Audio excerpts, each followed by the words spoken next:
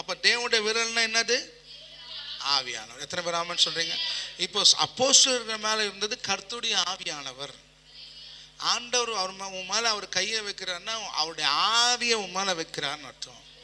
இந்த ஆவியை பார்த்து தான் அவன் சொன்னான், இது தேவனுடைய விரல், இனிமே எதுவும் செய்ய முடியாது. எத்தனை பேர் ஆமென் சொல்றீங்க? அப்போ மத்தேயு அப்போஸ்தலர் 11 சொல்லுது, கர்த்தரின் கரம் அவர்களோடு கூட இருந்தது.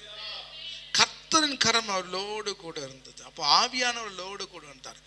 ஆவியானவர் உன் கூட இருக்கிறாருன்னா கர்த்தருடைய கரம் உன் கூட இருக்குதுன்னு அர்த்தம். ஆவியானவர் உன் கூட இருந்தால் கர்த்தருடைய அந்த விரல் உன்னோடு கூட இருக்குதுன்னு அர்த்தம். அல்லையா சொல்லுங்களேன். இப்போ ஆண்டவர் முதல்ல அவரோட விரலை நீட்டி அப்பாலப்போ சாத்தானன்னு கடிந்து கொள்ளாரு. அல்லையா, அவருடைய விரலை நீட்டி அபிஷேகத்தினால் கடிந்து. இப்போ அவர் விரல் நீட்டி தெருவில் அவருடைய விரலாகிய ஆவியானவர் உண்மையிலே என் மேலே இருக்கிறாரு. நீ இப்போ இயேசு கிறிஸ்து நாமத்தில் நிற்கும் போதும்